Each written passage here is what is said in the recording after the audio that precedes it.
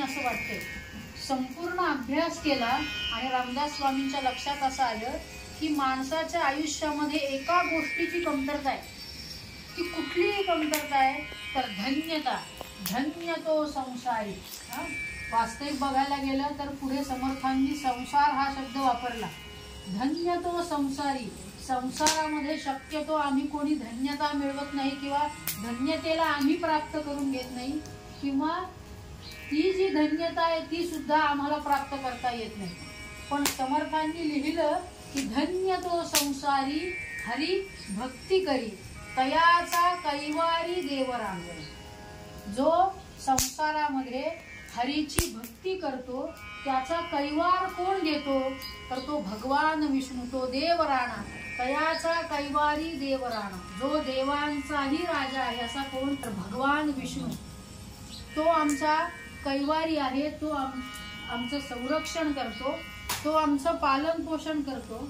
असं आहे.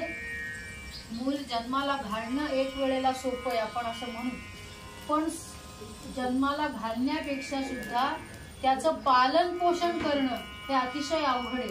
आणि हे जर कोण करत असेल ना तर त्याला भगवान विष्णू असं म्हणतात. आयुर्वेदामध्ये आपल्या मुठीचा आकार हृदयाचा आहे आणि त्यामध्ये जर स्थित आहे तर तो भगवंत, तो स्थिर आहे.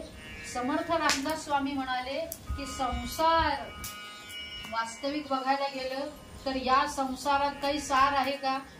सार काही नाहीये. पण सार काही यात आहे असं मानून आम्ही पूर्णपणे याच्यामध्येच रमतो. मला वाटतं इतकं कळेल.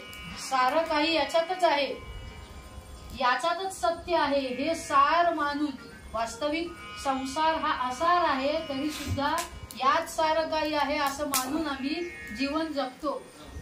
पण समर्थ रामदास स्वामी म्हणाले या संसारात एक गोष्ट अतिशय महत्वाची आहे आणि ती म्हणजे हरिभक्ती.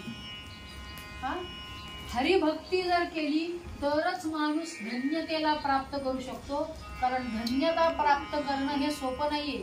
सुख, सोय, समाधान हे ज्या वेळेला तुम्हाला प्राप्त होईल त्यावेळेलाच आमच्या मुखातून शब्द येतो की मी आता पूर्णपणे धन्य झालो. त्याशिवाय हा धन्यता हा शब्द आमच्या मुखातून सहसा येत नाही. म्हणून समर्थ म्हणतात की धन्य तो संसारी हरिभक्ती करी तयाचा कैवारी देवराणा. आणि चाड नाही तया. तो जो हरिभक्त आहे त्याला कुठल्याही प्रकारची इच्छा, अपेक्षा, लालसा कुठल्याही प्रकारची राहत नाही. चाड नाही तया हरीची या दासा. त्याला तो जो दास आहे त्या दासाला मला काही मिळावं यासाठी तो जगत नाही, तर माझ्याकडून काहीतरी समाजाला, एखाद्या व्यक्तीला, देशाला प्राप्त व्हावं यासाठी तो जगत असतो. म्हणून समर्थ म्हणाले वास्तविक धन्यतेला प्राप्त करून घेणं सोपं आहे. कसं सोपं आहे तर 3 वर्षांनी जो येणारा अधिक मास आहे ना त्या अधिक मासामध्ये एका महिन्यात आम्ही धन्यतेला प्राप्त करून घेऊ शकतो.